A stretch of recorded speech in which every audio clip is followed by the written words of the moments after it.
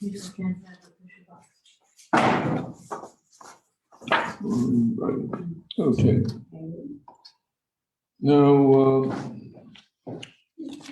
next Melacha is on page 277, and that is writing. So where was writing in the Mishkan? They had the boards that were set up to make the structure. And you had 20 boards on the north and southern side. On the western side, you had 10 boards. So however it was set up the very first time, that's the way they continued to put it together. So whatever was a part of Kodesh HaKadoshim, that's where those boards were put up. They were not put up in random places, but they were put up exactly as they were designated the very first time. This is according to how each person donated, they merited to have their donation used for different things. So whether someone merited to have their gold used for the Aron, Kruvim, Menorah, Shulchan, or whether they had the boards that they donated was a part of Kodesh HaKadoshim, the one that was closest to the Menorah, the one that was closest to the Shulchan.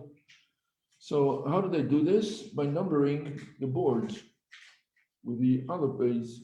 So Aleph went together, and Beis went together. So each of them were put together according to the letters that they had. So there was writing, and in order to put together the two boards, you had to have two letters. So to be a Torah prohibition, it's two letters. Rabbinically, even one letter. To be a Torah prohibition, it has to have two requirements. One is that the surface on which it is being written is going to be permanent.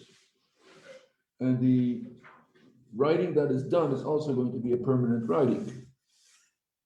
So it's only when it's a permanent writing and two letters, one that could be put next to each other, as with the boards, then it's a Torah prohibition.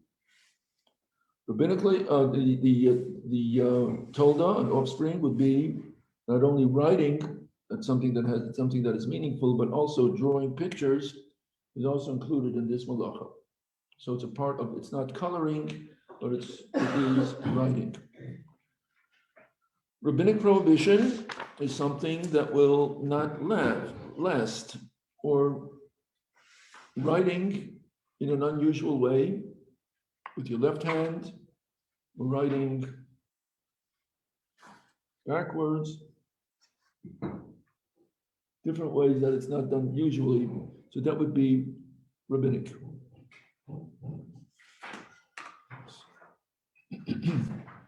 So the rabbinic decrees on page 278 would be anything that might lead to writing. When business is being done, in addition to not being in the spirit of Shabbos, but when a business is being done, usually a document is written up. So therefore, buying and selling, we're usually, because usually there are documents that are being written up that might lead to writing. Buying and selling means a transfer of ownership. So any transfer of ownership on Shabbos is forbidden rabbinically, and that would include giving gifts. We're going to see how you can give a gift on Shabbos in a permissible way.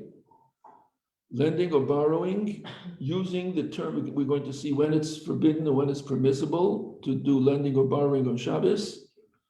Judgment in the court, that would be usually they would write the verdict. Measuring or weighing with a tool, that is manner of business.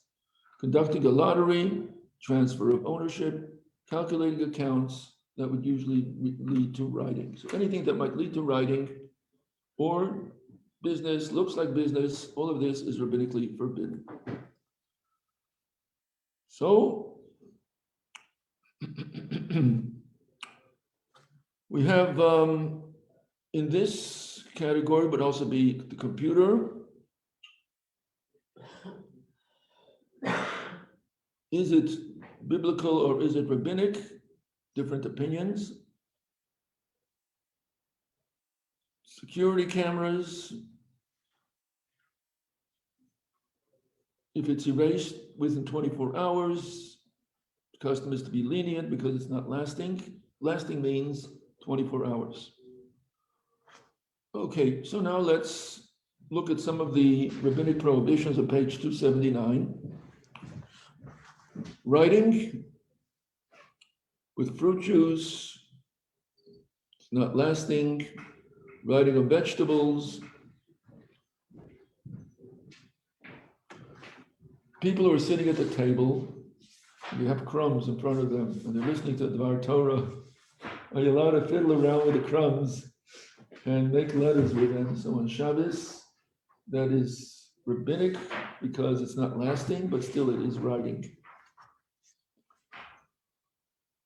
Carving letters in congealed fat and honey on vegetables, these are all forbidden. Writing on condensation, whether it is foggy or whether it is on dust. You cannot write dust me on Shabbos.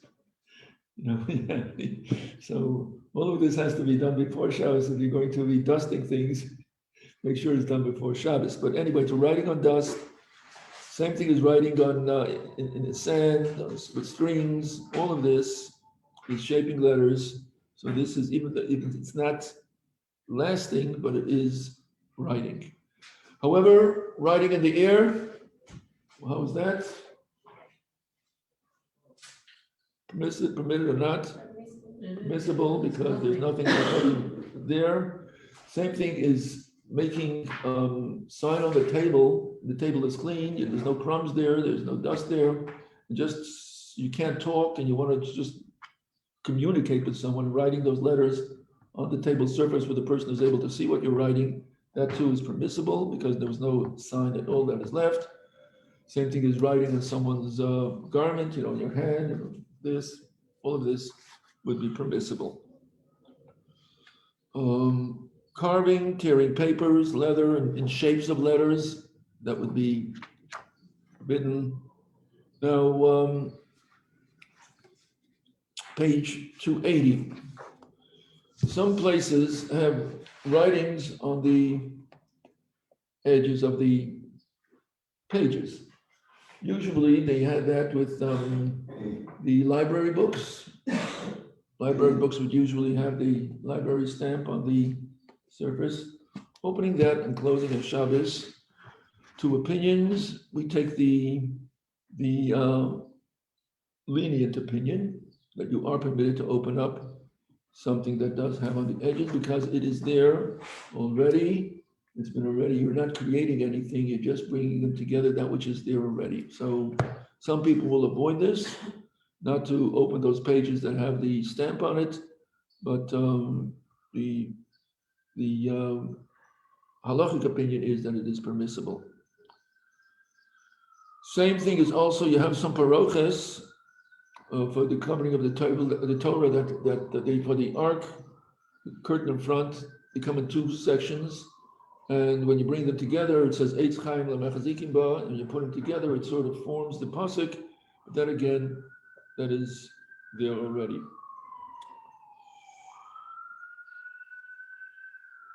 Playing letter games, Scrabble. Those games matters how it's played during the week. If it's a game that you usually keep score on a piece of paper, Scrabble is you keep score on paper or not? Scrabble you keep, okay. But generally Scrabble itself, as the game itself, is permissible because you're putting together the letters. They're not in a frame, they're next to each other, their letters are there already. But if score is usually kept by writing, so then we avoid playing those games. If it's held together by a playing board or magnets that are held together by the refrigerator where it's put together as a game, so then that is forbidden to play these games on Shabbos. And however, if you have the numbers 1 to 15, and you can just move it around on those little squares, so nothing is changing, you're just changing the position of something that is there already, so that would be permissible. 281.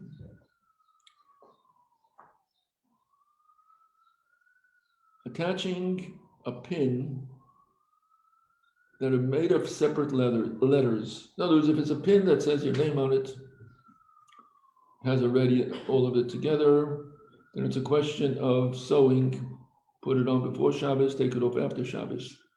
But if you're having separate letters that are going to be pinned next to each other, that would be forbidden.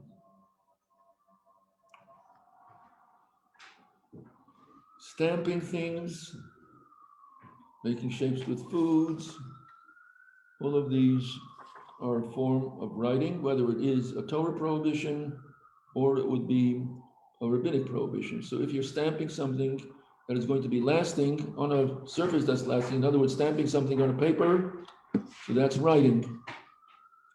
So that is a Torah prohibition.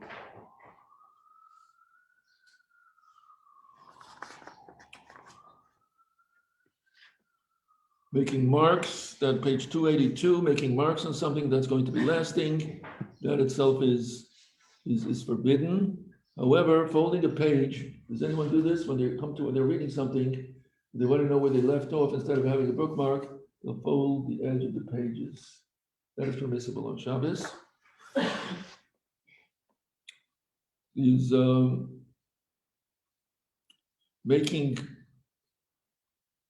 using paper for making special toys, like special folding napkins in special ways, that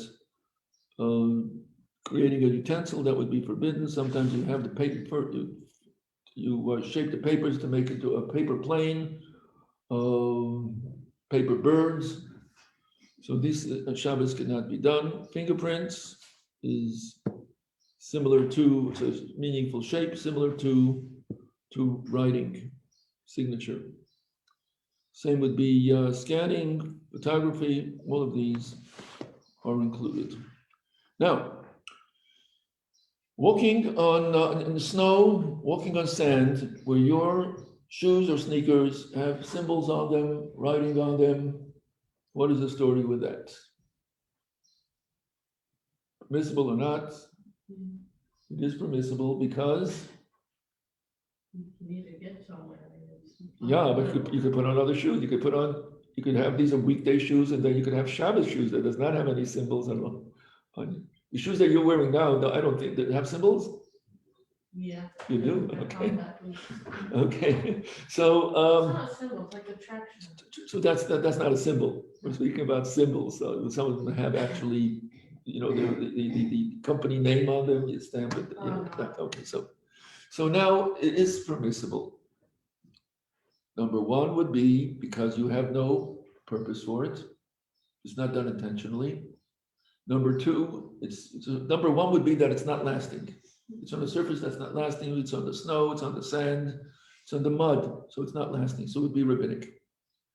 So the Rabbana are lenient when it comes to you walking from one place to the other, where you have no intention to write, and it's not a permanent writing, so then that would be permissible. Now, you have these,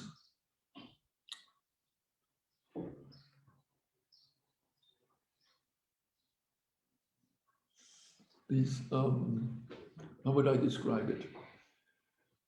It's like a pad that has a plastic page on the cover, and then you write with a stylus, and then you lift it up, and it disappears. What's the name of that? What's it called? A smartboard? So that would be right. Then you Push the button when you lift the page, push the button. So that would be a Torah prohibition or rabbinic. Which one? Torah or rabbinic? Which? No, not electronic. Speaking about the one that you Rabbinic or Torah? Rabbinic because it's not permanent, okay. The same would also be with those toys that have the metal filings with magnet. You have a magnet wand, and during the weekdays, you take and you make pictures with these metal filings. So doing that on Shabbos would be in the same category that it is rabbinically forbidden because it's not permanent. Etch-a-sketch. Okay. That's another kind. It's not etch-a-sketch. Is not with not with the magnets. It's a separate. Right. Okay. So so doing that on Shabbos would be, so those are not the games that you give to children for Shabbos. And what they do use is, I don't know how they have it now, but at one point in hospitals where they were trying to minimize Melachos on Shabbos, they would have those pads that you do lift up. In other words, they would write out the prescriptions and everything else. Then after Shabbos, they would lift it up. So this would be to minimize the writing on Shabbos. Same would also be what happens if someone has to go to the hospital, and so they're able to, so it matters the situation. Let's say someone who's going to be giving birth, so she knows she'll be going to the hospital. She doesn't know if it will come out on Shabbos or not. So she would fill out all the papers beforehand, so that when she does come in, she just has to say her name, and all papers that had to be signed were signed before Shabbos. What happens if it's a situation where they won't treat you unless you sign the papers? So if you're able to convince them that you'll sign them after Shabbos, that would be our first choice. Other than that, then you do it in an unusual way. We said that, so since it is for medical reasons, so the Rabbanan said that if you're doing it with a shino, you're doing it in an unusual way, so then that would be permissible because of health reasons. So therefore, whatever makes it, so therefore, let's say you're signing with your left hand, you normally don't write with your left hand. Your left hand is not, or whatever not dominant hand. So that would be unusual. Holding it upside down or whatever it is, doing it something in a way that you would normally not write during the weekday. That would be the unusual way. And same would also be someone has to go to the hospital. They have to take transportation. They'll have to pay for it. So they would carry the money in the usual way. They would put it in their shoe. And then when it comes time for payment, they would be able to, instead of carrying the money, they would have it in their shoe, carrying it in an unusual way. So now, all types of business, transfer of property, of ownership, that is a form of business, and therefore that cannot be done on Shabbos. So let's see some of the things on page 283. Let's see some of the things that would be permissible. Someone who's taking food on Shabbos from a storekeeper for consumption on Shabbos. Where would there be such a situation? Can anyone think of some situation where you're going to go to the store and you're going to get items that you need for Shabbos, and it's something that could be done in a permissible way? What kind of stores are there that let you take things? So first of all, it matters if you're allowed to carry there or not. If you can't carry, nothing you can do. But let's say it's on Yantif. Yantif and Shabbos go in the same category. All the things that, as far as writing is concerned, business is concerned, all of this is Yantif and Shabbos are the same. So we're now on Yantif where you are permitted to carry. So it would be a situation where they're going to give you a trust. Do you have an account? You have an account, and also you have in camps. Anyone ever a camper? A camper, you have something that's called canteen. And on Shabbos, you want to have all your Shabbos treats. So you go to the canteen area and you ask for the items that you want. So how are you allowed to do this? So let's look at the terminology that's used, that we will not use words that are usually used as a transaction of business, buying something, selling something. So You do not say, can I buy, I'd like to buy, but say, give me. Person knows. So you use the terms, not to use a business term. Don't mention money. You could just say, you don't say, I'll pay you after Shabbos, pay you after Yontif, but just say, I'll take care of it. Don't say that I want to have a $3 worth of juicy bars. Just say, I'd like to have 10, 20, a bag of. So don't mention also by weight. And don't put together now that you're going to I'm taking this, put that on account. Now I owe you $5 altogether. All of this accounting cannot be done on Shabbos. Just have this to say that, please put it, I'll take care of it after Shabbos. That would be permissible. Now, giving gifts, what's the problem with giving gifts? A change of ownership. Change of ownership cannot be done on Shabbos. So, how could we give a gift on Shabbos? So, if the person gets the gift, gets the ownership of the gift before Shabbos, then you're allowed to give it on Shabbos. So, how do we do this?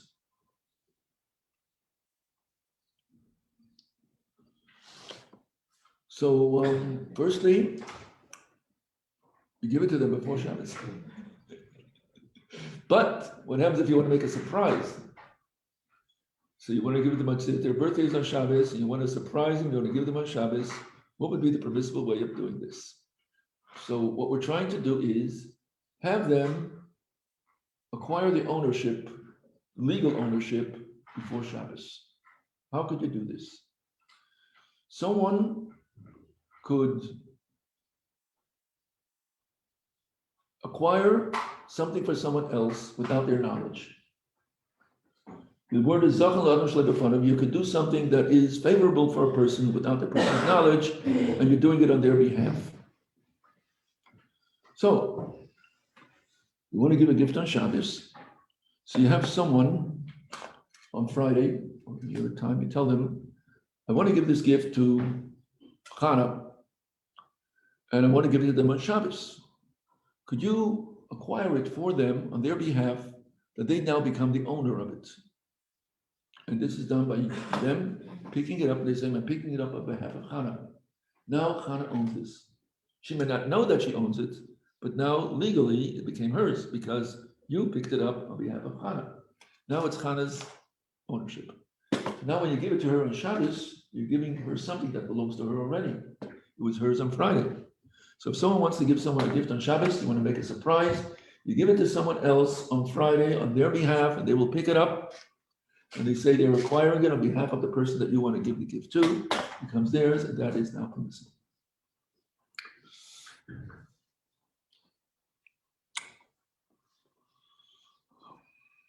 Now, loaning, borrowing, usually people will write down these loans. It leads to writing. So borrowing and lending on Shabbos is forbidden. Now, what do? You don't say that it's a loan. Could you give me? You need from your neighbor in a place where you're allowed to carry, you want to have some milk, a cup of sugar, whatever it may be. You don't have the lechem mishnah, you go in a place where you're allowed to carry, ask them to give you the challah, and your intention is that you're going to return it to them. If you're taking something that the person doesn't want back, something that's insignificant, then it's not a loan. A loan is something that you're intending to give back. So then it becomes a loan on Shabbos. So if you don't use the terms of loan, so then that could be done. Now we have another issue, and that is schar Shabbos. Working on Shabbos and getting paid for your work on Shabbos. Could that be done? Let me see, do I have a chapter on this? I think they had a chapter on this.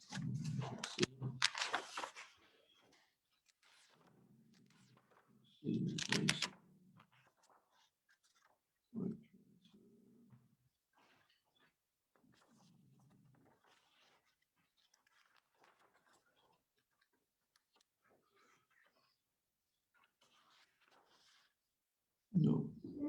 Okay, so we'll. Thought they had a chapter. Okay. Now, working on Shabbos and getting paid for Shabbos cannot be done. So, can someone babysit on Shabbos? If you want to do it for free, that's not the issue. Okay, you're babysitting, you want to get paid or hurt. So what could be done? Any idea? Same thing is also you have Jewish waiters. They're not doing it for free. They want to get paid. So how do all these people, oh, what do you do? Pay them with what? Pay them before, but you're doing it for Shabbos. It's called Schal Shabbos. You're Okay. you're getting paid for something that you're working on Shabbos. I think you meet with them before and then like pay them for meeting. And then, Okay, so it's called Havla, including payments for something that is being paid for weekday activity. So if it's done in a lump sum, but you're not stipulating, you're not saying specifically that this is being done for Shabbos, you're including it with the other payments that's being done for something that was done during the week, so then that would be permissible. So also an exchange of services is also permissible. For instance, let's say it comes to babysitting. We'll say that, this family says that we'll take care of your child this Shabbos, they'll play by us, and next week, you'll take care of my child. That would be an exchange that would be permissible. But so what are some of the things that would be included that we start off in the weekdays, and that will also, when you're going to be paid for that which was being done on Shabbos. The same thing would also be like tutoring, babysitting. What other jobs are that people would do Shabbos jobs? Waiting, for a waiter. So anything that is also done partial time during the weekday as well. In other words, someone who's babysitting on Shabbos, if they're going to do a little babysitting after Shabbos as well, that would be permissible. If they're babysitting Friday night, if they come a little before Shabbos, that would be permissible. If they have to make any preparations during the week for the Shabbos work, that would be permissible. So let's take someone who is tutoring. If they have to prepare the lesson, they would prepare it on the weekday. So now they're being paid for their preparation and for the tutoring as well. If there is something that you are, let's say you're babysitting, and before Shabbos, you're going to buy a baby bottle, you're going to buy the Pampers or something of that sort, where they're going to compensate you for your expense. That's going to be also, in other words, you're not going to be there Friday, you're not going to be there Friday afternoon, you're not going to be there Shabbos, after Shabbos, you're only going to be there on Shabbos itself. So then you could buy, they ask them, what would you like for the baby? And I will buy, and you're going to pay me for that, and also include the Shabbos babysitting. So they'll ask you to buy diapers, they'll ask you to buy, yes, a baby bottle, a pacifier, milk, whatever it may be, if it's done on behalf of the baby. So they're paying you for that, and then whatever is done for Shabbos as well. Same thing is also renting a place for Shabbos exclusively. Going to a hotel, you're going for Shabbos. So if you're also paying for the time before Shabbos or after Shabbos is included in that payment, then it's all included.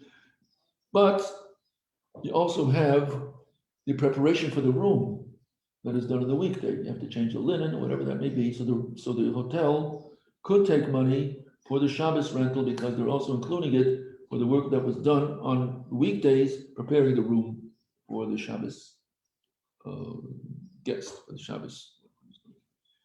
So let's see.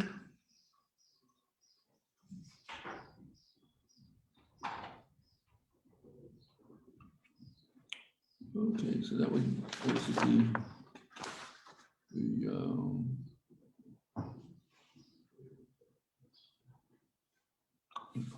Now, what about business that is done in the form of a mitzvah?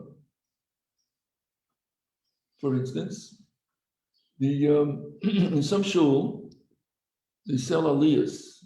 You want to be called up to the Torah, you have a bidding for it. So they auction it off. So that's a business. But since it's for a mitzvah, so then it's a leniency in that. And since it's being done for mitzvah, it's being given towards tzedakah, so that would be allowed. Same thing is also giving on Yontif, the first day of Yontif, the lulav and esrog has to be yours.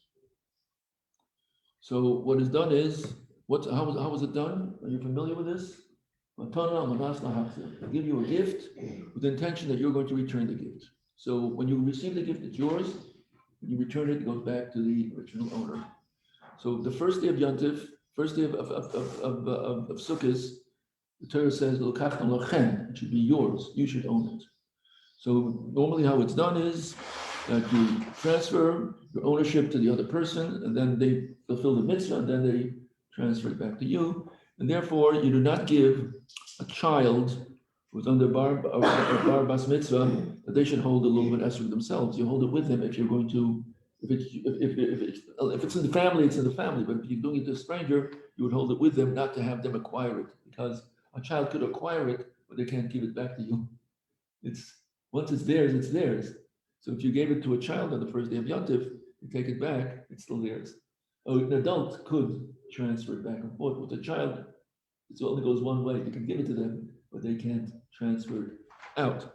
So therefore, on the first day of Yontif, if you're going to be having the child not from the immediate family, making the bracha on lulav and esrog, you hold it with them, so it never left your ownership. But with an adult, why are you allowed to do this? Also because of the mitzvah. So that would be permissible. Now, any questions on the writing? Okay. Now, next chapter is erasing. Whatever is forbidden to write on Shabbos is forbidden to erase on Shabbos. Therefore, erasing something that is permanent in order to write two letters in its place, that would be a Torah prohibition, because in case the letters, when they were marking the boards, in case the letter didn't come out right, they would erase it and rewrite it. So erasing was a part of this activity in the Mishkan. Wanted to make the letters correctly. So erasing something, a permanent writing in order to write two letters in its place is a Torah prohibition. And then it is erasing in order to draw or something, writing letters on top of something that already has writings on it. So this would be, then whatever is rabbinically forbidden to write is rabbinically forbidden to erase. So these are two separate melachos. One is writing and one is erasing. Two separate things.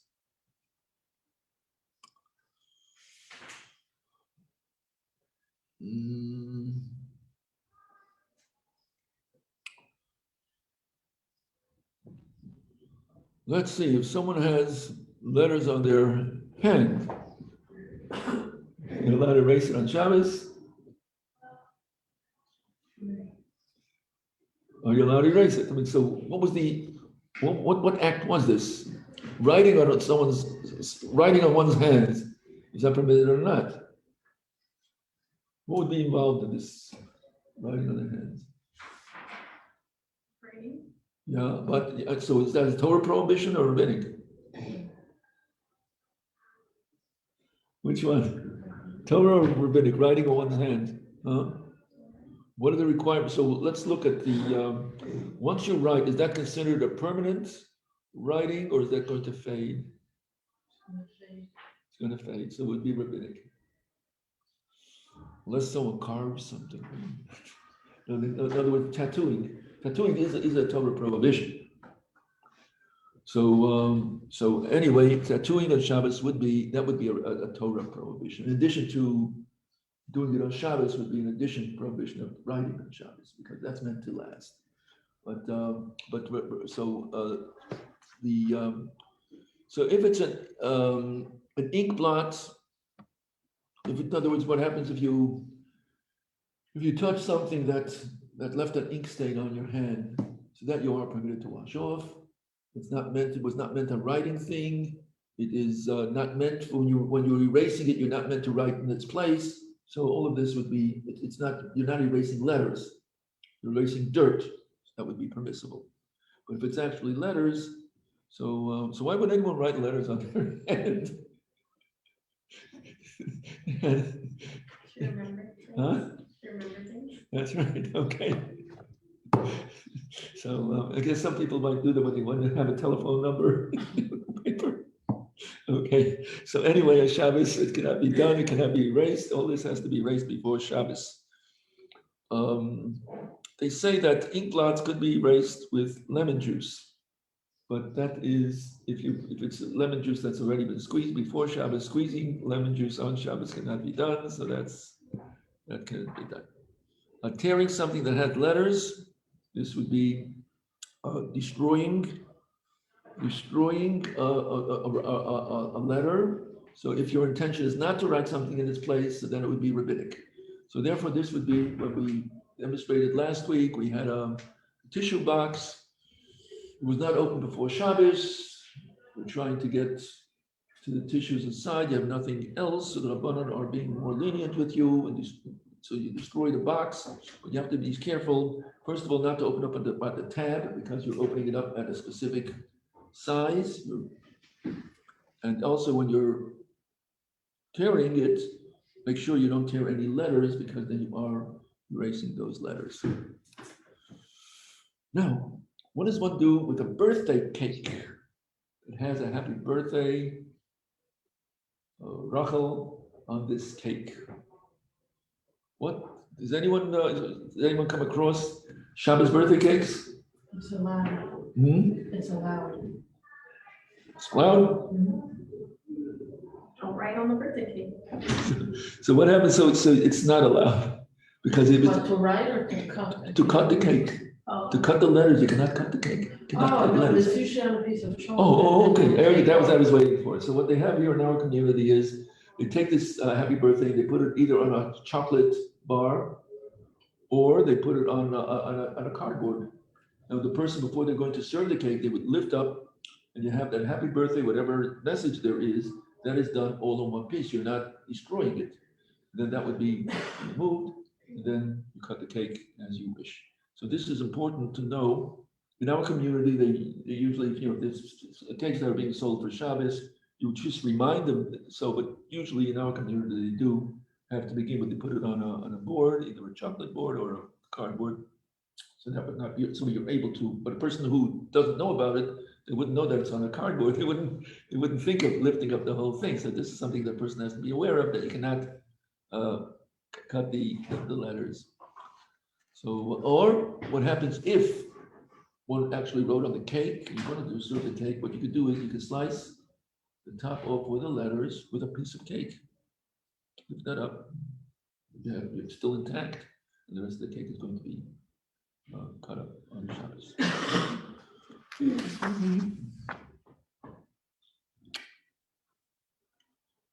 Okay. One more thing, and we'll finish with this. What about those crackers that have the company name on them? Ever come across those? Can you eat them on Shabbos? Yeah. Two opinions. There is so it matters if it is if it's something that's added to the cake, that itself is separate letters. What happens if it's a part of the biscuit itself?